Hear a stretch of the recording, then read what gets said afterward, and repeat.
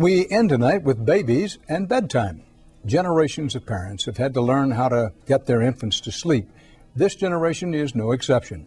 CBS's Sandra Hughes has the ABCs of getting some Z's in tonight's Eye on America. They smell so nice. Sham and Dean Anselmo are pediatric specialists. She delivers babies, and he operates on them. But they still couldn't get their own 5-month-old to sleep.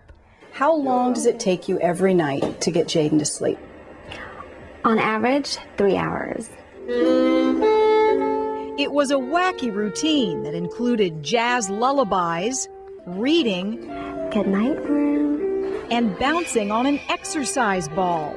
Just when they thought he was out, it started all over again. So who's in control here, Jaden or Mom and Dad? Yeah, he's kind of running the show. So they called in emergency help. Enter Los Angeles sleep specialists Jill Spivak and Jennifer Waldberger. I'm not as able to let him cry as my husband, so when I put him in the crib and he starts whimpering a little bit, I immediately pick him up and start again. Very, very typical. Sleep training may sound silly, but it's big, big business, fueled by exhausted parents lining up to spend $500 for the program.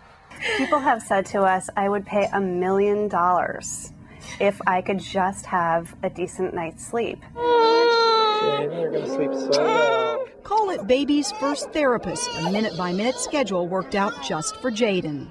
I don't think it's going to work, like just leaving him alone. It doesn't make sense. Which included a little bit of crying time. It's gonna be a couple days that it's gonna be painful, but he'll be fine. They can check on him, but they can't pick him up. I think for a lot of people, this sounds like these parents are lacking in common sense. They certainly do not lack common sense. They love their children very much. They want to do what's best for their children. And who could blame them? For years, conventional wisdom said babies should set the schedule. But now a growing number of sleep trainers are advising a routine set by parents is better. A child who isn't getting the right amount of sleep isn't getting good sleep nutrition. A well-rested child is a happy, thriving child. For Sham and Dean, it took 1 week of hard work, but it worked. So he seems very alert. He is a different baby to me. And now they'll have the rest of their lives. In Los Angeles, this is Sandra Hughes for Eye on America. And that's part of our world tonight. For the CBS Evening News, Dan Rather reporting. Good night. For News 20